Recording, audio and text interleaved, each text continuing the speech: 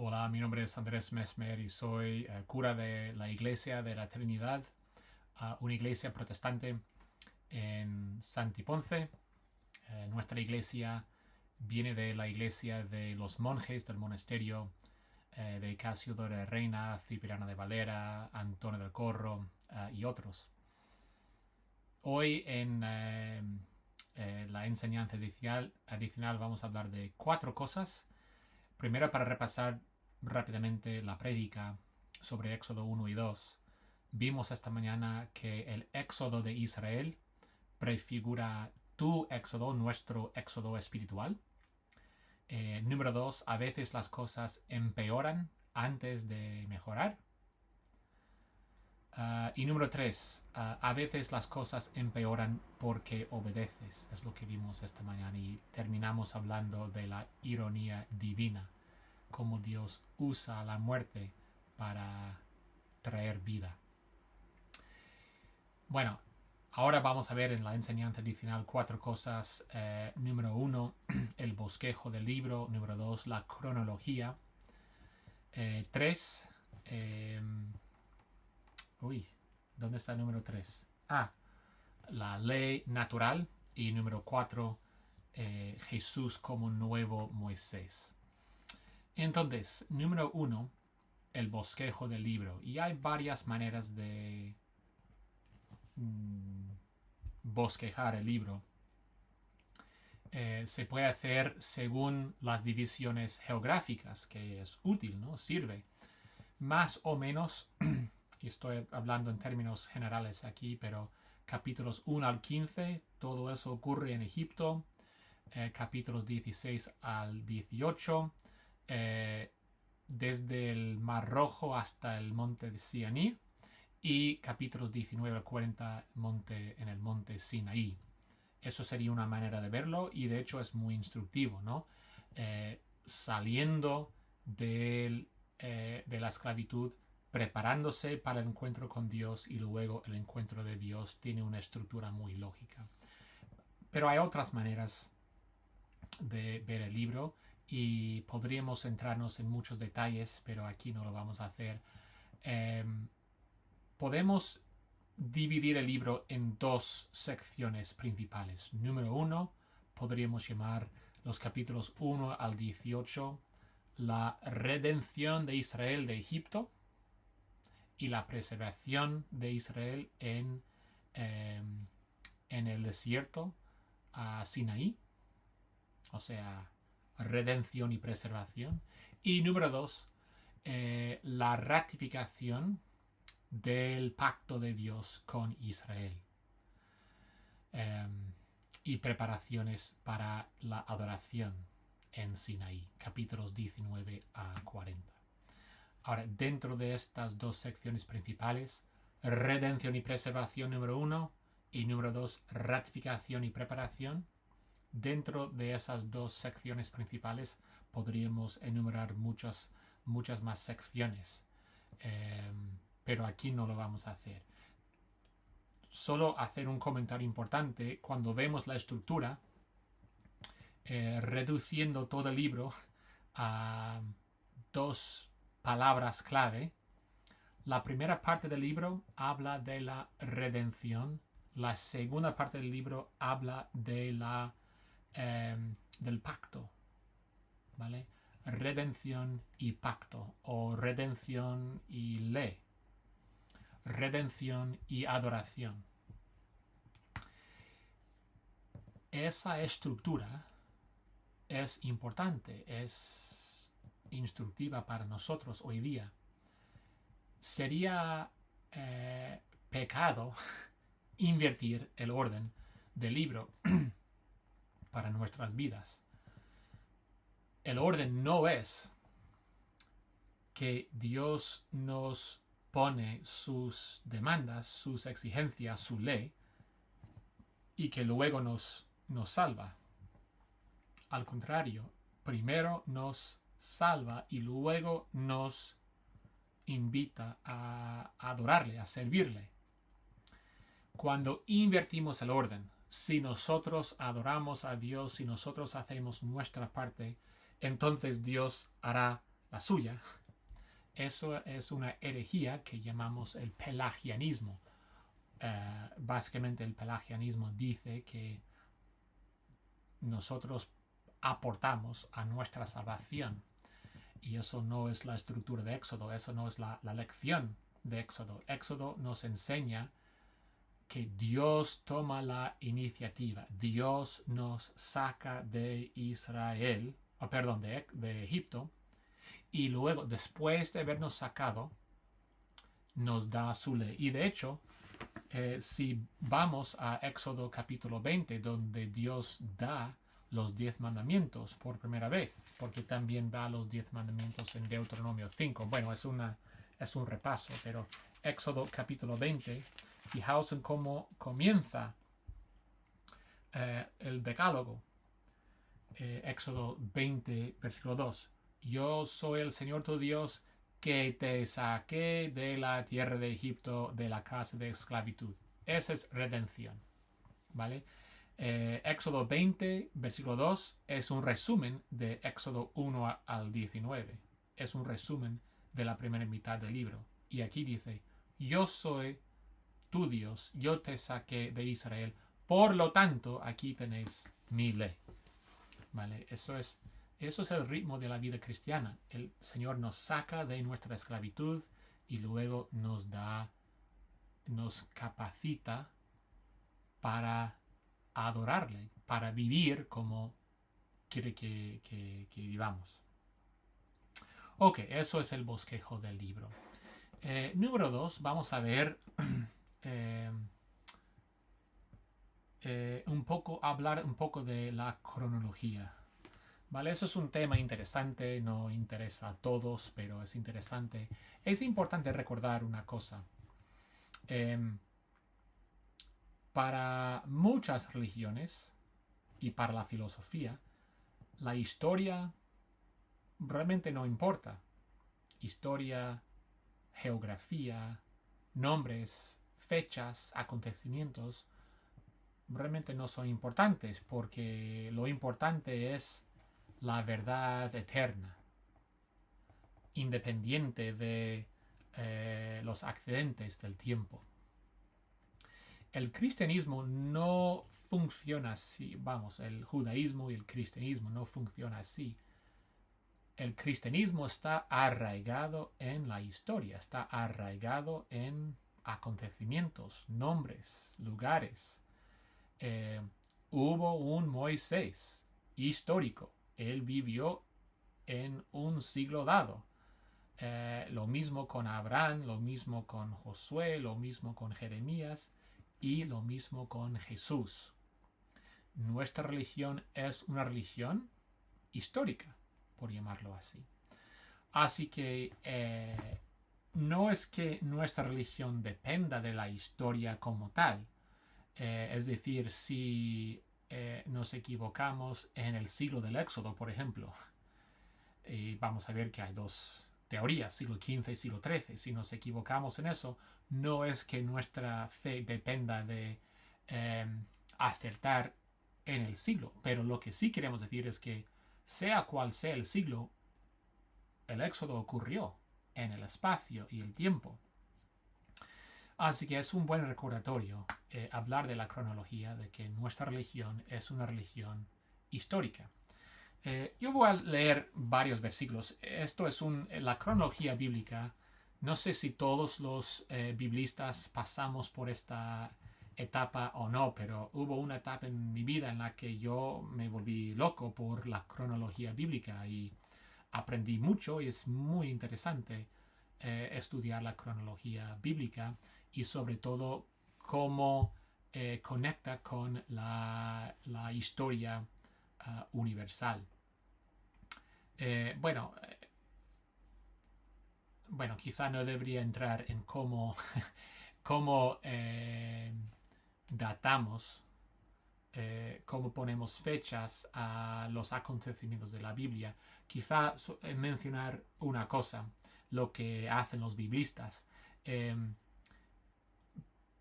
Por el bien de esta enseñanza adicional, una de las fechas más importantes en cuanto a la cronología bíblica se encuentra en 1 Corintios 14, 1 Corintios 14, 25.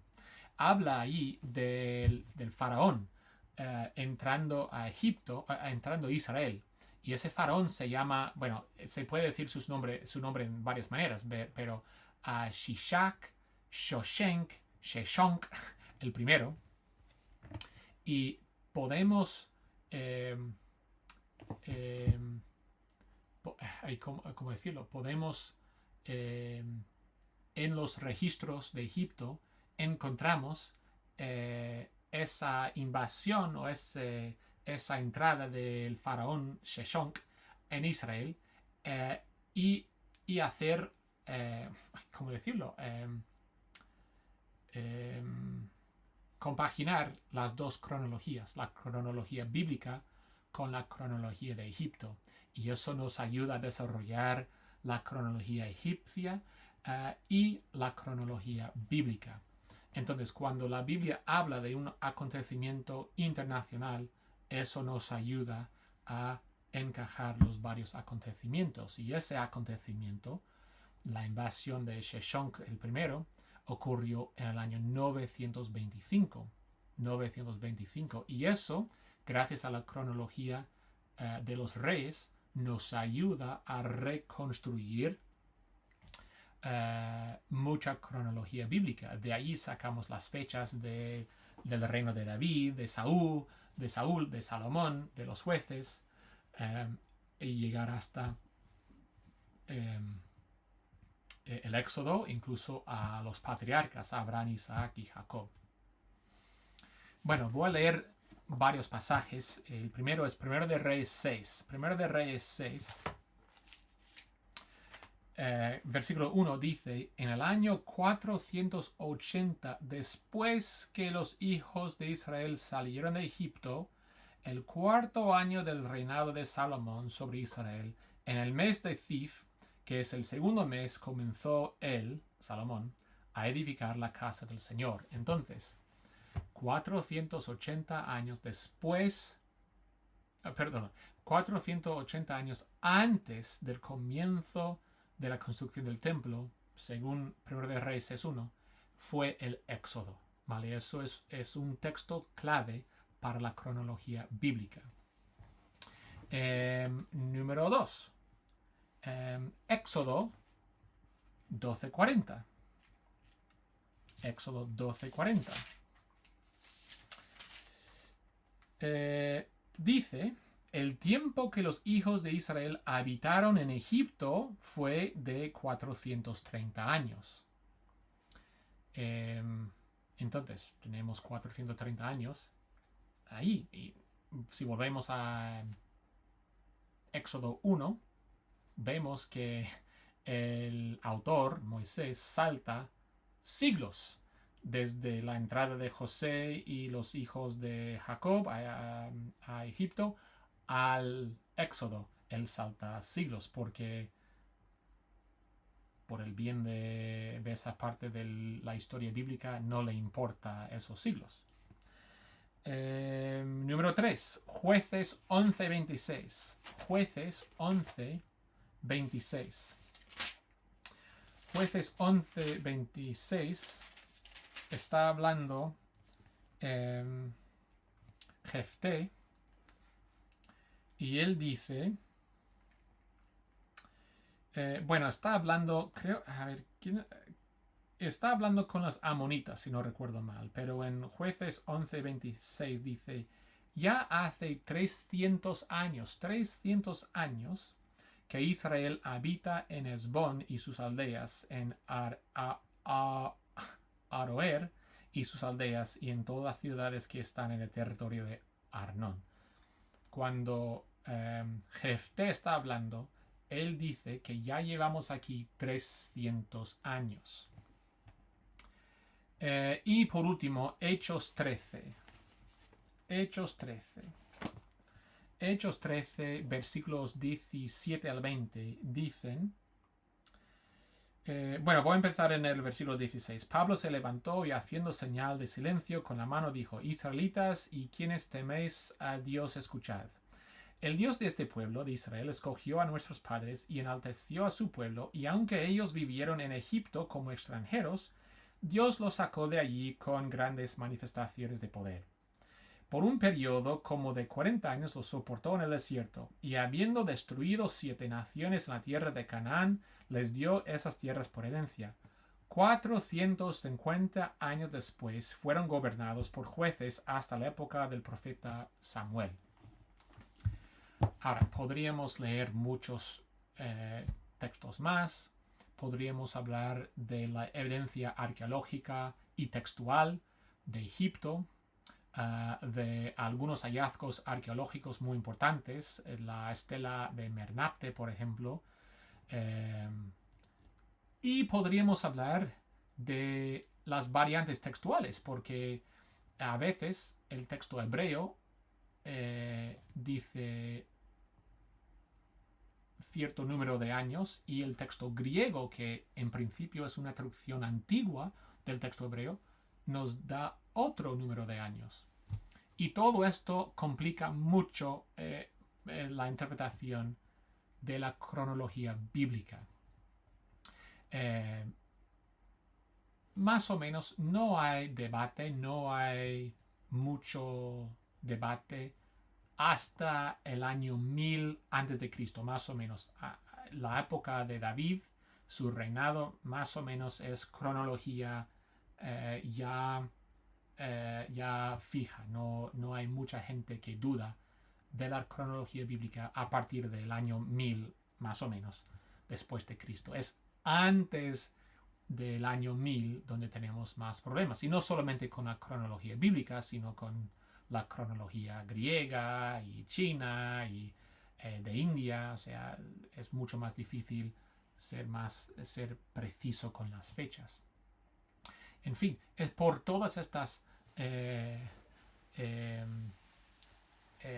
estos factores que hay dos teorías sobre el Éxodo. Una teoría dice que el Éxodo ocurrió en el siglo XIII durante el reinado de Ramsés II, quien reinó en Egipto desde 1279 hasta 1213, unos 66 años. Y fue un tiempo muy próspero en Egipto y un punto álgido en la historia egipcia. Pero parece que, por lo menos según la cronología, una interpretación literal de los números, porque otra cosa puede ser que los números que la Biblia nos da no deberían interpretarse de manera literal, sino de manera simbólica. Eso es otra opción. Y bueno, aquí no voy a entrar en eso, pero es otro factor más que complica mucho la interpretación de la cronología bíblica. Pero según una interpretación literal de los números de la Biblia, de 1 de Reyes 6.1, Éxodo 12.40, Jueces 11.26, Hechos 13.17 al 20 y otros textos, parece que el Éxodo ocurrió en el siglo XV. Y de hecho, algunos expertos de la Biblia han datado la fecha del Éxodo a 1446. Exactamente esa fecha, 1446. Según esta teoría, el faraón que vivía durante la primera mitad de la vida de Moisés, el faraón que dijo a Moisés: te voy a matar porque tú habías matado a uno de mis hombres. Eso ocurre en Éxodo 2. Ese faraón fue Tutmosis el III, 1504 hasta 1450. Y el faraón del Éxodo, el faraón que reinaba durante el Éxodo, fue Amenofis el segundo. 1450 hasta 1425, y hay algunas variantes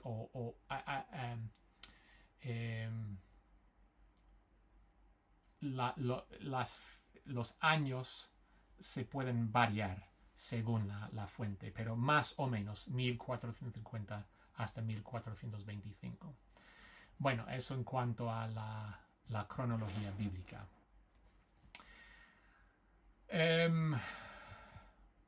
Bueno, y quizá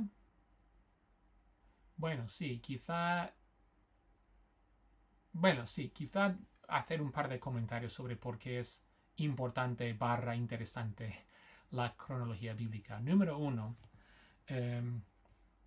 la Pascua es el rito religioso más antiguo del mundo. Los judíos llevan más de 3 milenios celebrando la Pascua, y parece que allí, por lo menos durante unos años, se dejó de celebrar, pero vamos,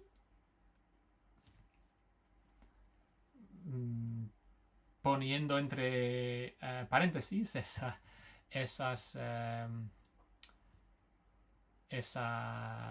falta, pues es el rito más antiguo del mundo, el rito religioso. Y nosotros como cristianos nos vemos como el cumplimiento de este rito de la Pascua que Dios estableció en el libro del Éxodo. Y número 2, la religión judea es hoy día la religión más antigua del mundo. Ahora, hay que matizar eso muy bien, porque los judíos de hoy día no celebran su fe como los judíos del Éxodo, por ejemplo. Los judíos de hoy día no tienen un templo, no hacen los sacrificios, etcétera, etcétera. Pero es la religión más antigua del mundo, y nosotros como cristianos, nosotros nos vemos como el cumplimiento de toda esta historia veterotestamentaria.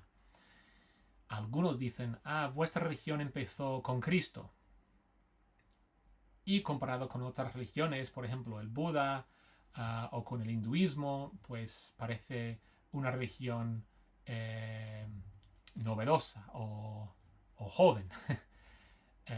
Pero no es así. Nosotros entendemos nuestra religión como la más antigua del mundo, que remonta a Moisés, a Abraham, a Noé y a Adán y Eva.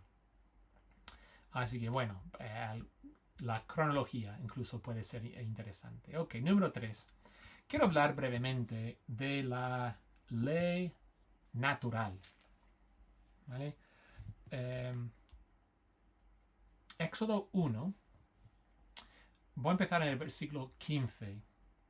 Dice, también habló el rey de Egipto a las parteras de las hebreas. Una de ellas se llamaba Cifra y la otra Fua. Y les dijo, cuando asistáis a las hebreas en sus partos, observad el sexo. Si es niño, matadlo. Si es niña, dejadla vivir. Pero las parteras temieron a Dios y no hicieron como les mandó el rey de Egipto, sino que preservaron la vida a los niños.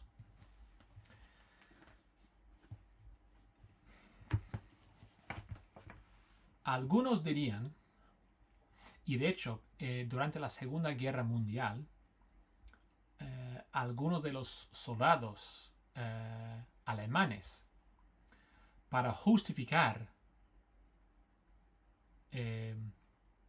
su trato horrorífico hacia los judíos, la excusa que usaron fue: nosotros recibimos los mandatos de nuestros superiores y nosotros simplemente llevamos a cabo su mandato.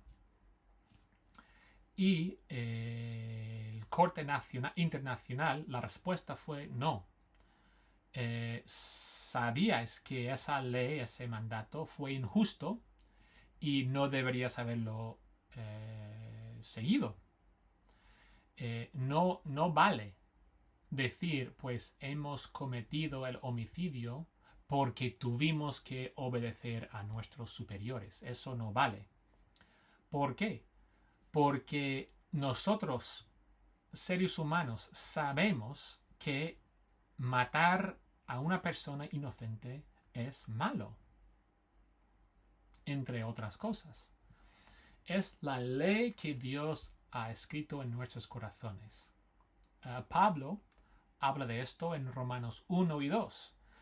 Incluso gente no creyente sabe que Dios existe, sabe algo de quién es y tiene su ley escrita en sus corazones. Y de hecho en Hechos 4, cuando los líderes religiosos dicen a los apóstoles que tienen que dejar de predicar el nombre de Cristo, la respuesta de los apóstoles fue: deberíamos obedecer a Dios y no al hombre. Cuando hay un choque entre los mandamientos del hombre y los mandamientos de Dios, no vale decir, pues, lo siento, pero tenemos este mandamiento de nuestros superiores, del presidente, del rey, de mi jefe, de quien sea. Por tanto, le tengo que obedecer. Eso no vale. Las parteras de Éxodo 1 lo sabían y nosotros también deberíamos saberlo, que existe una ley natural a la que todos tenemos acceso, seamos creyentes o no, seamos judíos o no, cristianos o no.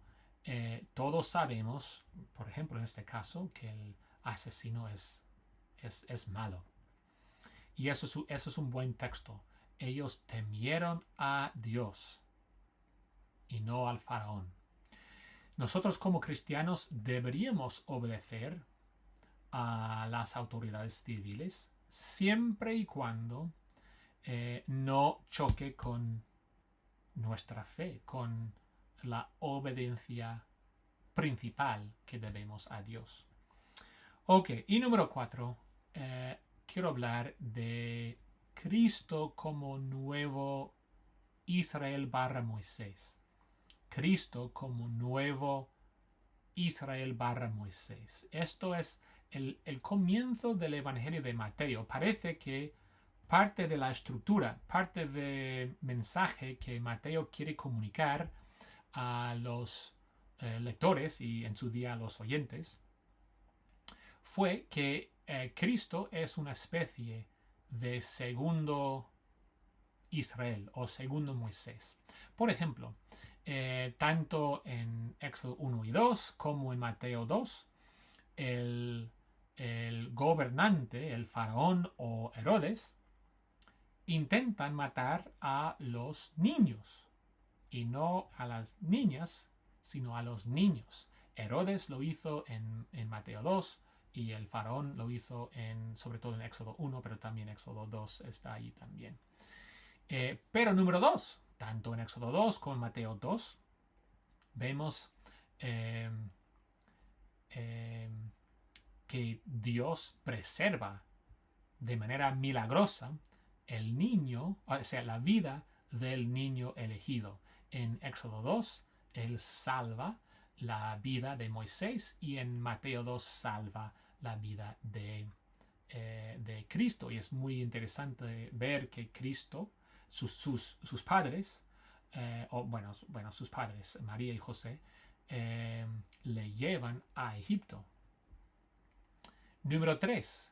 Tanto en Éxodo 12 como en Mateo 2 hay una liberación de Egipto, ¿no? Dios saca a Israel después de las plagas y Dios llama a Cristo de Egipto a volver a Judea.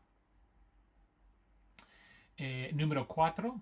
Después de salir de Egipto, en Números 13, Israel experimenta 40 años de prueba en el desierto y después del bautismo de Cristo, ¿vale? El bautismo de Cristo es una especie de Israel pasando por el Mar Muerto y después de eso Cristo experimenta 40 días de pruebas en el desierto, y eso se encuentra en Mateo 4. ¿Ves? Mateo 2, Mateo 2, Mateo 2, ahora estamos en Mateo 4.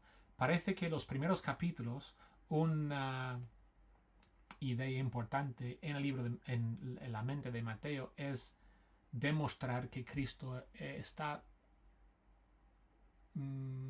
reviviendo las experiencias de Moisés / Israel. Y número 5, después de salir Israel del Egipto, después de pasar por el Mar Muerto, reciben una nueva ley. Dios les da su ley, y es muy interesante en Mateo 5 al 7, después de volver de Egipto, después de su bautismo, ¿qué hace Jesús? Da su nueva ley, incluso desde una montaña. Mateo 5 al 7, el sermón del monte, por lo menos desde esta perspectiva, funciona como el segundo 10 mandamientos, por llamarlo así. Y ahí es donde dice Cristo, por cierto, no he venido para abolir la ley y los profetas, sino para cumplirlos. Bueno, esas son las cosas que yo quería compartir. Vamos a pasar varias semanas en el libro del Éxodo. Por desgracia, en este el leccionario común revisado, no vamos a pasar tiempo ni en Levítico ni en Números, y solo vamos a pasar un tiempo muy breve en Deuteronomio y en Josué, pero vamos a ver algo por lo menos del Pentateuco y de la vida de los patriarcas y los primeros israelitas o los primeros hebreos.